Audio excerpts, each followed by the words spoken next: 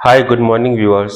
Last Sunday was very positive for the market क्योंकि जो trade tension थी ease होते हुए नजर आई। US and China is clinching about the deal likely to avoid 100% tariff, क्योंकि जैसे ही चाइना ने रेयर मटेरियल्स का एक्सपोर्ट करने की बात की थी, there was pressure from the US. Now progress is happening and likely deal strike होगी। साइमल्टेनियसली हमने देखा लास्ट संडे को south east Asian countries specially Vietnam, Malaysia and Cambodia, इनके साथ भी डील हुआ है। They will ensure supply of these metals to the US and simultaneously they will encourage US import to their countries, because वो लोग जो है net में एक्सपोर्टर्स हैं यूएस के लिए। सो ये जो पॉजिटिव डेवलपमेंट हुआ, इसके चलते हम देखें रिस्की एसेट क्लास में कॉन्फिडेंस आएगा। स्पेशली बात करते हैं तो इंडस्ट्रियल्स कमोडिटीज में परफॉर्म बेटर टुडे। कॉपर में गैप अप ओपनिंग हो सकती है, जिंक में गैप अप ओपनिंग हो सकती है। दीज टू कमोडिटीज है, मेरे को ऐसा लगता है कि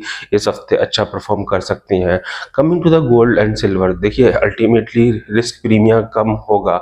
ऑलरेडी ये चीज प्राइस दिन थी। लास्ट वीक हमने देखा कि 8 हफ्ते बाद पहली बार गोल्ड सिल्वर में करेक्शन आया ट्रेड ऑप्टिमिज्म के चलते। अभी भी हम कहेंगे कि लॉन्ग टर्म स्टोरी इंटैक्ट है, शॉर्ट टर्म प्रॉफिट बुकिंग ही है खाली। एंड हमें ऐसा लगता है, अभी देखिए जैसा कि मैंने लास्ट वीडियो में भी कहा था, 4000 मेक और ब्रेक लेवल है, $4000 कॉमेक्स स्पॉट। अगर उसके नीचे प्राइस क्लोज देंगे तो हो सकता है कि फर्दर हम करेक्शन देखेंगे 3850 3800 के लिए। क्लोज नहीं देते, इमीडिएट रेंज बना हुआ है 4000 से 4165।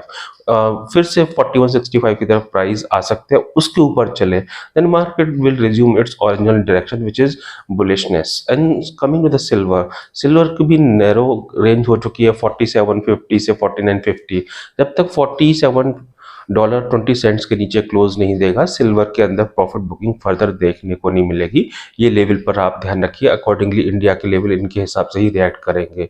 Coming to the energy, last week हमने देखा कि क्रूड के लिए काफ़ी अच्छा था, क्योंकि जो प्रेशर यूएस बना रहा था कि रशिया से जो इम्पोर्ट है वो डिस्करेज हो, specially from China, by China and US.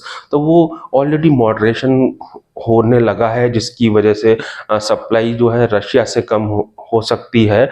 And ये दो कंट्रीज है वो मिडिल ईस्ट और अदर नेशन है, उनकी तरफ डाइवर्ट होते हुए नजर आएंगे। यही कारण है कि मिडिल ईस्ट नेशंस के अंदर जो डिफरेंट वेराइटीज ऑफ ऑयल है, लाइक दुबई क्रूड हो गया, ओमान या अदर्स, उनका प्रीमियम डबल हुआ है। $1.5 जो रहता था वो अभी $3 के आसपास पहुंच चुका है।